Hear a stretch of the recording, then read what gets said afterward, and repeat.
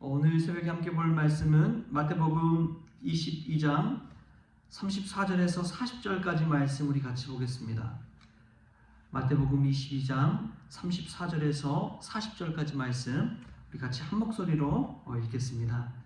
예수께서 사두개인들로 대답할 수 없게 하셨다함을 바리새인들이 듣고 모였는데 그 중에 한 율법사가 예수를 시험하여 묻되 선생님, 율법 중에서 어느 계명이 크니까? 예수께서 이르시되 내 마음을 다하고 목숨을 다하고 뜻을 다하여 주 너의 하나님을 사랑하라 하셨으니 이것이 크고 첫째 되는 계명이요 둘째도 그와 같으니 내 이웃을 내 자신같이 사랑하라 하셨으니 이 두 계명이 온 율법과 선지자의 강령이니라. 아멘. 할렐루야. 말씀 가운데 귀한 은혜가 저와 여러분에게 있기를 소망합니다.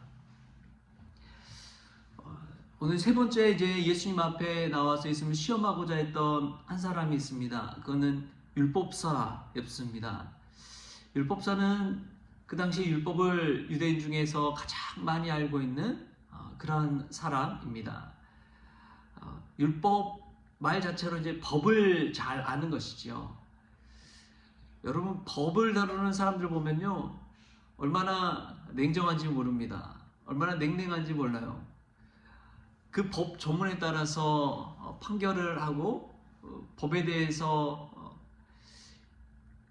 그 이의제기나 여러 가지 것들을 변호해 가면서 인간적인 마음과 여러 가지 상황이나 그 동점은 좀 이해할 수는 있지만 법적인 차원에서는 인정할 수 없다, 이런 이야기들을 하는 경우가 있습니다.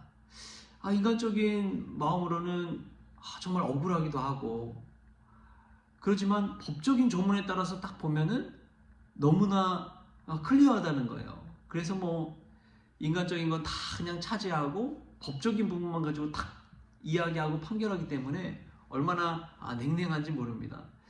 저도 법원에 가서 이제 판사를 만나서 한번 그런 이야기를 들은 적이 있는데, 그 법 가지고 하니까 그냥 끝나버리더라고요.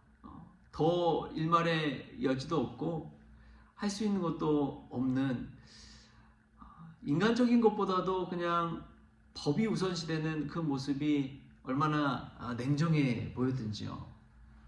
법을 다룬 사람들이 그런 것 같습니다.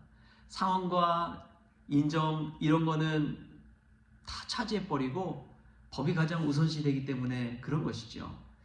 율법사들이 갖게 되는 맹점 중에 하나가 그것입니다. 하나님의 법에 대한 지식은, 율법에 대한 지식은 가장 많을지 모르나 어느 순간 보면 법은 아는데 하나님의 그 사랑의 마음은 다 잃어버리는 그런 상태에 놓이게 되는 것이죠. 오늘 율법사가 와서 예수님에게 질문을 하지요. 어느 계명이 가장 크니까? 하나님의 계명 중에 어느 계명이 가장 큽니까? 라고 묻는데 이미 그는 답을 알고 있었습니다. 답을 알고 있었어요.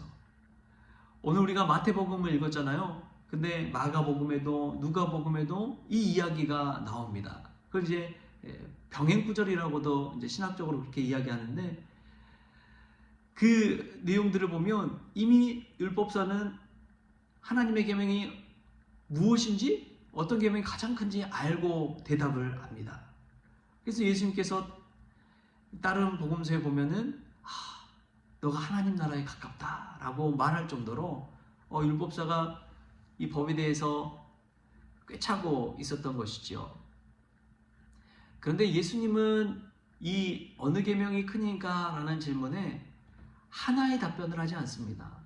하나님 사랑, 주 너의 하나님을 사랑하라 라는 그 계명 하나만 답변한 것이 아니라 두 번째 계명도 답변하고 있다는 것을 우리가 주목할 필요가 있습니다. 우리 오늘 말씀 39절 말씀인데요, 우리 같이 한번 읽어볼까요? 시작. 둘째도 그와 같으니 내 이웃을 내 자신같이 사랑하라 하셨으니. 아멘. 내 이웃을 내 자신같이 사랑하라, 이것이 둘째 계명이라고 이야기합니다. 우리가 신앙생활 잘한다는 것은요, 하나님 사랑 잘하면 되는 줄 알아요. 이 당시 유대인들도 마찬가지였습니다. 지금도 신앙생활 좋다, 믿음 좋다 하는 사람들은 다 그냥 하나님 사랑, 하나님은 사랑이심이라라는 요한일서 말씀도 있지만 하나님 사랑 이것만 잘하면 신앙생활 다 한 것처럼 그렇게 착각하는 경우가 있다는 것이죠. 그때 당시에도 마찬가지였습니다. 하나님 사랑만 하면, 하나님께 드리기만 하면 부모님은 아무 상관없다. 부모님께 드릴 그러한 것도, 효로 드려야 될 것도 하나님께 드렸다고 하면 그냥 it's okay 되는 그런 상황 가운데 놓여 있었다는 것이지요. 근데 예수님은 그런 현실을, 그런 율법사의 마음을 꿰뚫고 있습니다. 그래서 주 너의 하나님을 사랑하는 하나님 사랑 계명 당연한 것이다. 근데 이것과 함께 같이 동시에 지켜야 할 계명이 있다. 그게 무엇이냐? 내 이웃을 내 자신과 같이 사랑하라 하는 것이다. 여러분, 교회 안에서도 마찬가지 아닙니까? 하나님 앞에 신앙생활 잘하고, 기도생활 잘하고, 헌금생활 잘하고, 예배생활 잘하고, 그러면은 믿음 참 좋게 이렇게 인정을 받죠. 그런데 더 중요한 것은 이웃사랑을 실천하는 것입니다. 교회 안에서 성도 간의 사랑과 교제가 있어야 돼요. 입으로는 하나님을 사랑한다 하지만 그 사랑을 우리의 눈으로 증명할 수 있는 길이 있다면 그것이 바로 이웃사랑인 줄 믿습니다. 우리의 믿음을 증명할 수 있는 것이 우리의 삶이잖아요.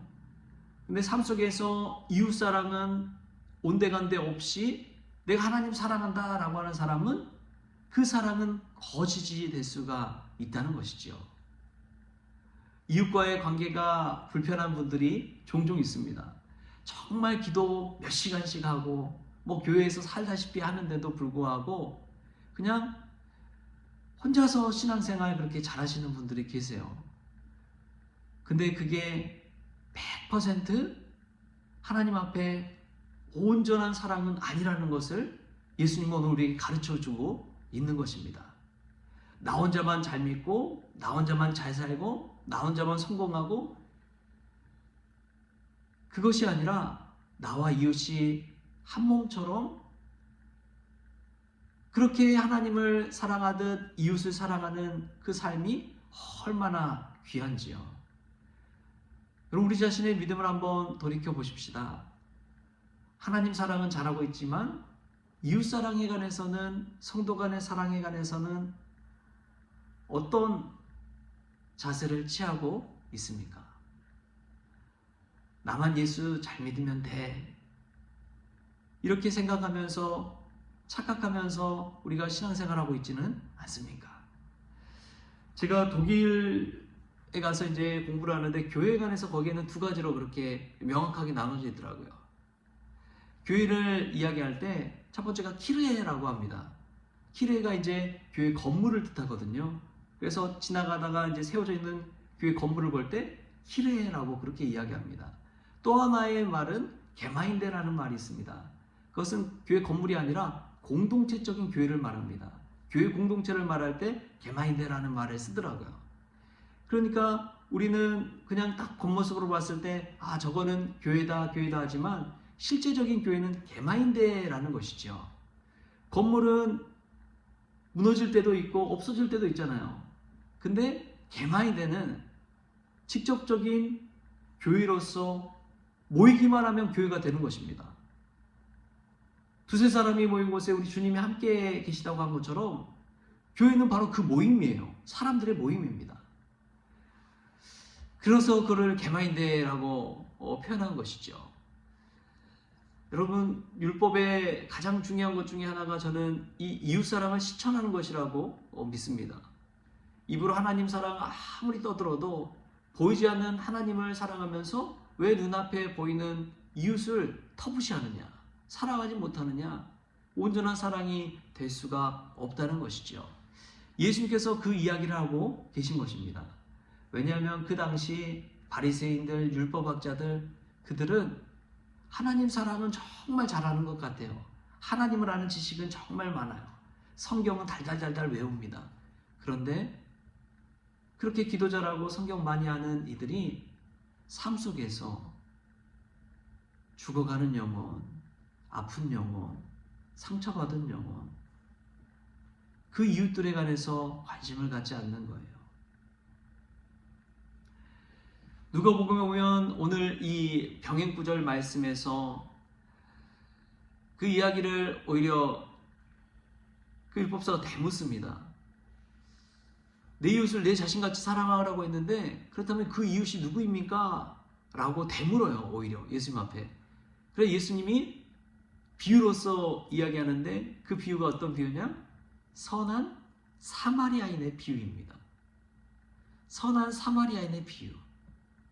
그 비유를 든 이유가 있어요. 유대인들은 사마리아인을 인간 취급을 안 합니다. 사람 취급을 안 해요. 말하는 것도 법에 어긋나는 거예요. 그런 사마리아인이 선한 이웃이 되어서 하나님의 사랑을 실천한다. 그런 사람이 영생을 얻는다. 그 말하니까 이제 충격을 받은 거예요. 여러분, 우리는 얼마나 이웃사랑을 실천하고 있습니까? 우리가 사람이라고 생각지도 않는, 우리가 이야기도 나누지 않는 그런 사람이 선한 마음을 가지고 행실을 가지고 이웃사랑을 실천할 때 그런 영생도 얻는 것이고 하나님의 계명, 그 참사랑을 실천한다고 예수님은 공언해주고 계신 것입니다.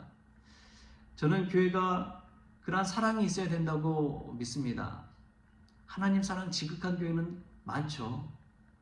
그래서 그런 교회들 보면은 건물 자체가 엄청 뾰족합니다. 그냥 하늘을 향해 찌를 듯이 그냥 높이 세워져 있지요.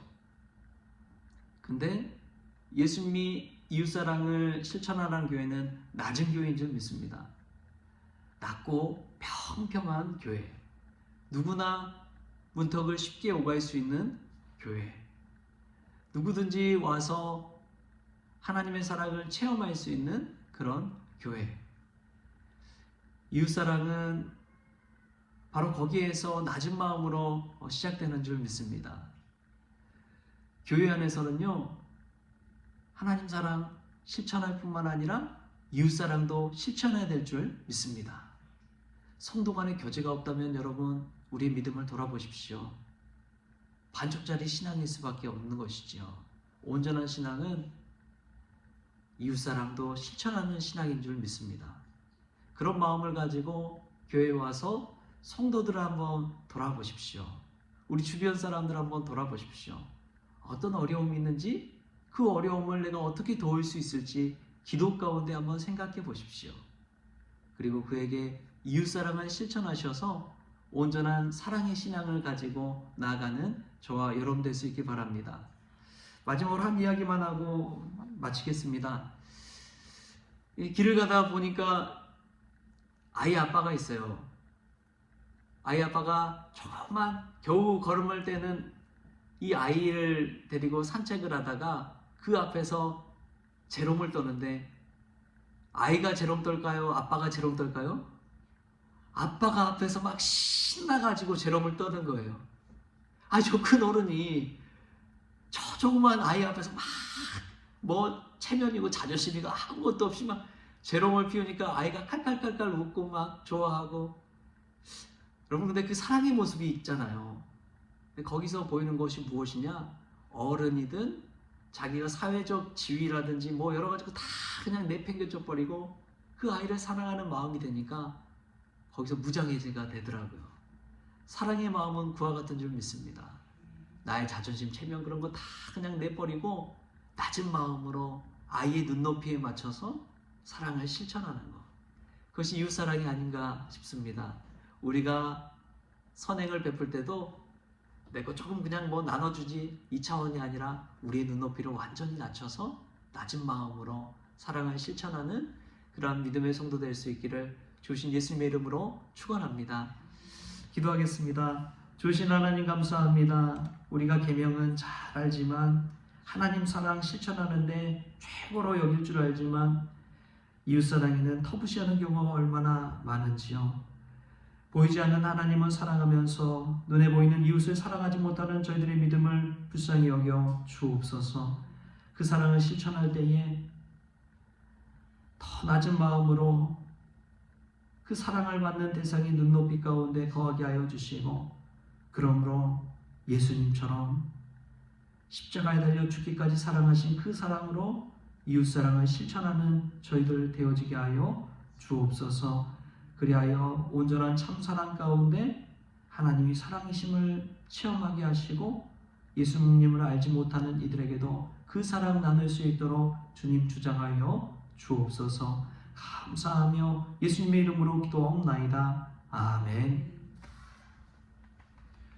우리 주님이 가르쳐주신 기도로 오늘 새벽 기도를 마치겠습니다. 하늘에 계신 우리 아버지여, 이름이 거룩히 여김을 받으시오며 나라가 임하시오며 뜻이 하늘에서 이루어진 것 같이 땅에서도 이루어지이다. 오늘 우리에게 일용할 양식을 주시옵고 우리가 우리에게 죄 지은 자를 사하여 준 것 같이 우리 죄를 사하여 주시옵고 우리를 시험에 들게 하지 마시옵고 다만 악에서 구하시옵소서. 나라와 권세와 영광이 아버지께 영원히 있사옵나이다. 아멘.